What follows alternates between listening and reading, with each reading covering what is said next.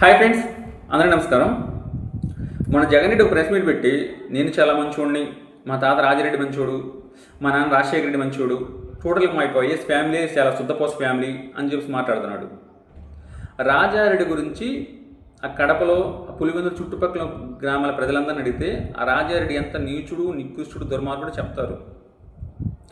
అప్పుడు రాజారెడ్డి బ్రిటిషులు సహకరిస్తూ చుట్టుపక్కల గ్రామాల ప్రజలందరినీ హింసిస్తూ తన ఫ్యాక్షనిజం కోసం, తన అధికారం కోసం, మైనింగ్ కోసము అడ్డం వచ్చిన హత్యలు చేస్తూ హింసిస్తూ ఉంటే అతని హింసను భరించలేక చుట్టుపక్కల గ్రామాల ప్రజలందరూ కలిసి రాజారెడ్డిని చంపేశారు.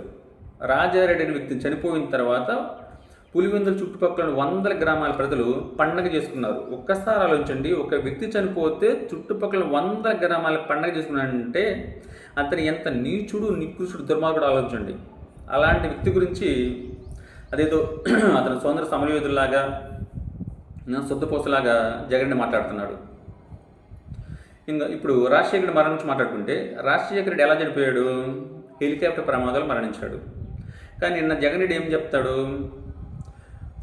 నువ్వు అసెంబ్లీకి ఎలా వస్తావు అని చంద్రబాబు అన్నాడు. ఆయన అన్న తర్వాత 2 రోజుల తర్వాత హెలికాప్టర్ ప్రమాదాలు మా నాన్న మరణించాడు అంటాడు. అంటే జగన్ రెడ్డి ఇంటెన్షన్ ఏంటి? చంద్రబాబు మా నాన్న హత్య వెనక చంద్రబాబు హస్తం ఉందనేది ఇతని ఆరోపణ.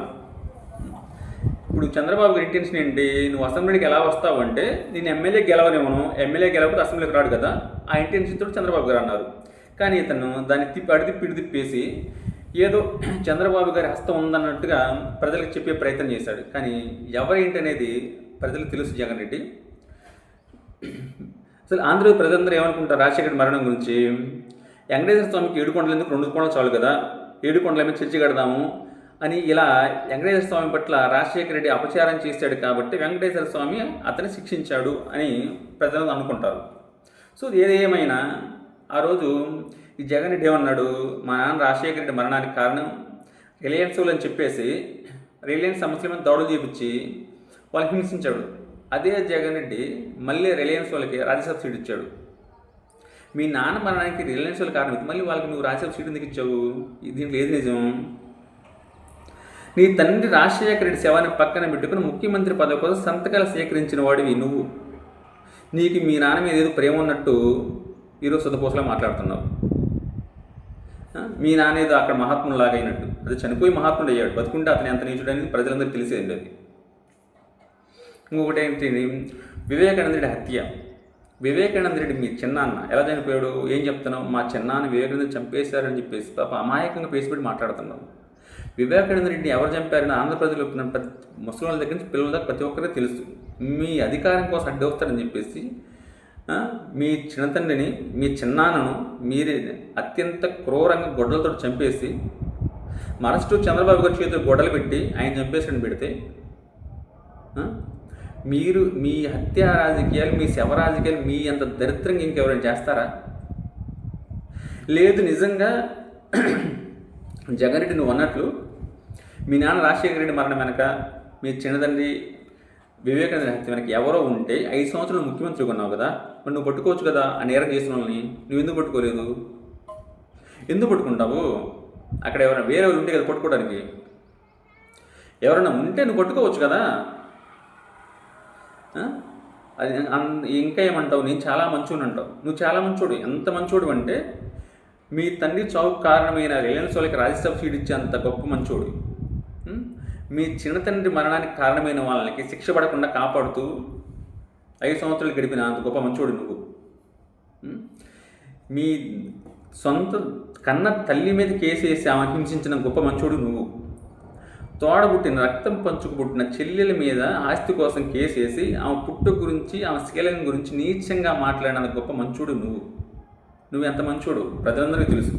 అందుకే నీ కనీసం ప్రతిపక్ష హోదా కూడా లేకుండా చేశాడు. ఎందుకంటే నువ్వు చాలా మంచోడు కాబట్టి. నీ గురించి, నీ మంచితనం గురించి ప్రజలకు తెలుసు. ఇంకా ఏమంటున్నావు? హత్యా రాజకీయాలకి మా కుటుంబం బలైపోయింది అంటున్నావు. ఎవరు హత్యా రాజకీయాలు చేశారు? మీ కుటుంబం బలైపోయింది. మీరు ఎవరైనా బలి చేశారా? మీ తాత రాజారెడ్డి ఎంతమందిని హత్య చేశాడు? ఆ రోజు ఉమేష్ చంద్ర ఐపీఎస్ అనే వ్యక్తి రాజారెడ్డి దుర్మార్గాల్ని ఎండగట్టి అతని కాళ్ళ పట్టుకుని జైల్లో పడేస్తే నక్సలైట్ల ముసుగులో ఉమేష్ చంద్రని చంపించింది మీ తాత రాజారెడ్డి కదా. మీ మీ తండ్రి రాజశేఖర రెడ్డి నువ్వు కలిసి రాయలసీమలో మీ అధికారానికి అడ్డొస్తున్నాఅని చెప్పేసి పరిటాల రవిని హత్య చేసింది మీరు కదా. అదేవిధంగా మీ నాన్న రాజశేఖర రెడ్డి కాంగ్రెస్ పార్టీ, వంగవీటి రంగా కాంగ్రెస్ పార్టీ. వంగవీటి రంగా అనే వ్యక్తి కాంగ్రెస్ పార్టీలో ఉండి బాగా బలపడుతున్నాడు. రంగా అనే వ్యక్తి ఉంటే కాంగ్రెస్ పార్టీలో నేను నాయకుని కాలేను అని చెప్పేసి రంగాని హత్య చేయించింది మీరు కదా. పులివెందు నుంచి నాటు బాంబులు వేడకొడవలతో మనుషులు పంపించింది మీరు కదా. రంగాన్ని చంపించింది మీరు కదా. మీ నాన్న కాంగ్రెస్ పార్టీలో తనకి అడ్డొస్తాడని చెప్పేసి రంగాన్ని హత్య చేయించి అప్పుడు అధికారంలో ఉన్న తెలుగుదేశం పార్టీ మీదకి హత్య నెట్టేసి, అదేవిధంగా ఆ కాపు కమ్మకులాల మధ్య చిచ్చు పెట్టేసి ఒక దెబ్బకు రెండు పెట్టలను అన్నట్లు అటు రంగా గారి హత్య వల్ల అధికారానికి అడ్డు లేకుండా పోతాడు, ఇటు కాపు కులాల మధ్య వాళ్ళిద్దరు కొట్టుకొని చేస్తుంటే మనం ఆనందపడవచ్చు అని చెప్పేసి నీచమైన హత్య రాజకీయాలు చేసింది మీ నాన్న రాజశేఖర రెడ్డి కదా. వంగవీటి రంగా హత్య గురించి నువ్వు మాట్లాడుతున్నావు జగన్ రెడ్డి. చంద్రబాబు ప్రభుత్వం ఉన్నప్పుడు కాదు వంగవీటి రంగా గారి హత్య జరిగింది, తెలుసుకుని మాట్లాడు.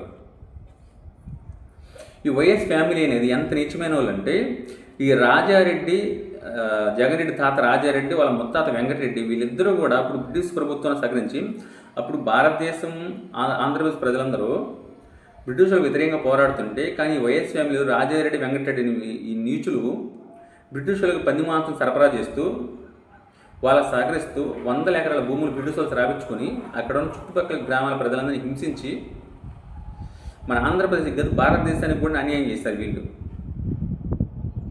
తర్వాత ఉమ్మడి ఆంధ్రప్రదేశ్లో రాజశేఖర రెడ్డి తన రాజకీయం కోసం ఎంతోమంది హత్య చేసి ఉమ్మడి ఆంధ్రప్రదేశ్ని ఎదగనీయకుండా చేశాడు రాజశేఖర రెడ్డి. ఇప్పుడు విభజిత ఆంధ్రప్రదేశ్లో